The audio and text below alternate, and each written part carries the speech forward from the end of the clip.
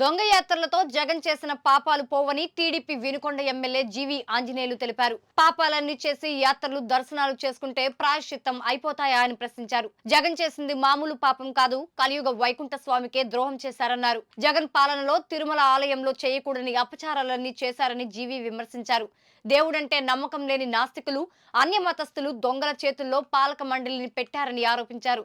ఇప్పటికైనా జగన్ రెడ్డి చేయాల్సింది యాత్రలు కాదు, తప్పు ఒప్పుకోవడం అన్నారు.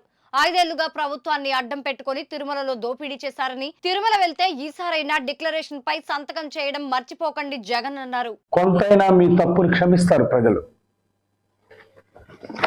యథేచ్ఛగా దోచుకొని నీలాంటి నాస్తికుల్ని, దేవుడంటే నమ్మకం లేని నీలాంటి పనికి మాలాల్ని జగన్మోహన్ రెడ్డి ఈరోజు ఏం చేశావు? నేరగాల్ని, దోపిడీ దొంగల్ని, దొంగల చేతుల్లో తిరుమల టీటీడీ పాలకవర్గంలో పెడతారా మీరు?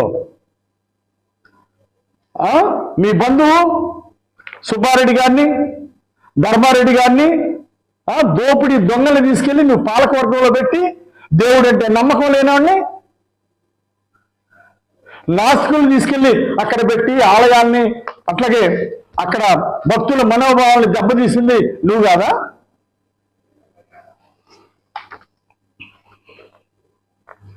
ఈరోజు ఇలాంటి నేరగాళ్లకు, దోపిడీదారులకు తిరుమల తిరుపతి దేవస్థానం కమిటీల్లో వర్క్ చేసేటువంటి హక్కు లేదు.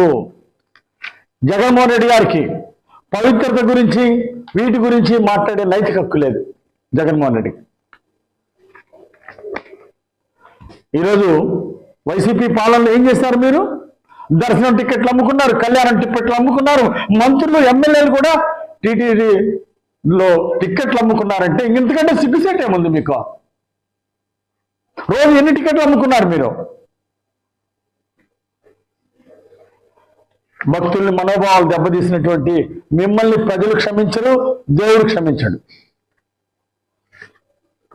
ఇప్పుడు నేను చేయాల్సింది ఆలయ దర్శనం కాదు, ప్రజలకు వెంటనే క్షమాపణ చెప్పాలని చెప్పేసి నేను డిమాండ్ చేస్తున్నా. ఈరోజు చంద్రబాబు గారిని అభినందిస్తున్నారు ప్రజలు. సిట్ కమిటీ వేసి సమర్థులైనటువంటి ఐజీ త్రిపాఠి గారిని నేతృత్వంలో మంచి కమిటీ వేసి నిజాన్ని నిగ్గు తేల్చమని, దోషులు ఎవరో తేల్చమని చంద్రబాబు గారు కమిటీ వేసినందుకు హృదయపూర్వక అభినందనలు, ధన్యవాదాలు తెలియజేస్తున్నా. సిట్టు నిగ్గు తేలుస్తుంది, నేరగాళ్ళు ఎవరో, అసలు దోపిడీదారులు ఎవరో మొత్తం బయటకు వస్తుంది.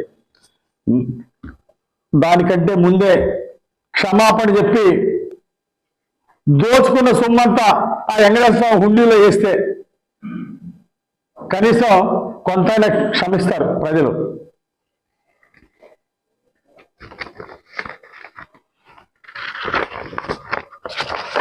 గతంలో డిక్లరేషన్ ఇవ్వకుండా వెంకటేశ్వర దర్శనకి వెళ్ళారు.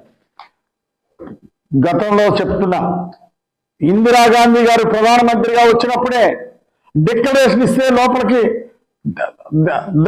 దైవ దర్శనానికి పంపించినటువంటి సందర్భాలు ఉన్నాయి. అలా కొన్ని దేవాలయ సెంటిమెంట్లు ఉంటాయి. అలా సెంటిమెంట్లని ఆ రోజు ప్రధానమంత్రులే గౌరవించే పరిస్థితి. ఈరోజు మీరెందుకు డిక్లరేషన్ ఇవ్వలేదు? నువ్వు నాస్తికుడివి, నువ్వు డిక్లరేషన్ ఇవ్వాల్సిన అవసరం ఉంది. ఎందుకు గతంలో తిరుపతి దేవస్థానానికి వెళ్ళినప్పుడు ఎందుకు డిక్లరేషన్ ఇవ్వలేదని నేను అడుగుతా ఉన్నా. ఈసారైనా నీకు సిగ్గుంటే మాజీ ముఖ్యమంత్రి ఖచ్చితంగా డిక్లరేషన్ ఇచ్చే ఆడ అడుగు పెట్టాలని చెప్పేసి నేను డిమాండ్ చేస్తున్నా. బ్రహ్మోత్సవాల సందర్భంలో పట్టు వస్త్రాలు ఇవ్వడానికి ఎవరైనా సరే, ఏ ముఖ్యమంత్రి అయినా సరే భార్యాభర్తలు వెళ్తారు. ఇది మన సాంప్రదాయం. ఏ రోజైనా నీ భార్యతోటి వెళ్ళావా అడుగుతున్నా. ఎందుకు వెళ్ళలేదు? ఒక పుణ్యక్షేత్రాన్ని వెళ్తే దంపతులు వెళ్ళాలంటారు. ఏదైనా పట్టు వస్త్రాలు దేవుడికి సమర్పిస్తే దంపతులు చేతుల మీదుగా ఇవ్వాలంటారు. మరి సంప్రదాయాలు ఎందుకు మంటగలిపారు? ఎందుకు నీ భార్యని పట్టు వస్త్రాలు ఇచ్చేటప్పుడు ఎందుకు తీసుకెళ్ళలేదు? సంప్రదాయాలు అంటే గౌరవం లేదు నీకు.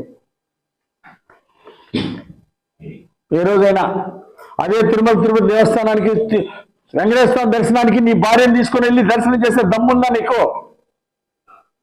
సాంప్రదాయాలు ఎందుకు గౌరవించలేదు? జగన్మోహన్ రెడ్డి సమాధానం చెప్పు. స్వయాన ముఖ్యమంత్రికి భక్తులు వెళ్ళి కంప్లైంట్ ఇస్తే లడ్లు బాగా లేవు, తొందరగా పాడైపోతున్నాయి, వాసన వస్తున్నాయని చెప్పేసి అనేక మంది భక్తులు కంప్లైంట్ ఇస్తే ఎందుకు పట్టించుకోలేదు? ఆ రోజు ముఖ్యమంత్రిగా ఉన్న నువ్వు జగన్మోహన్ రెడ్డి సమాధానం చెప్పు.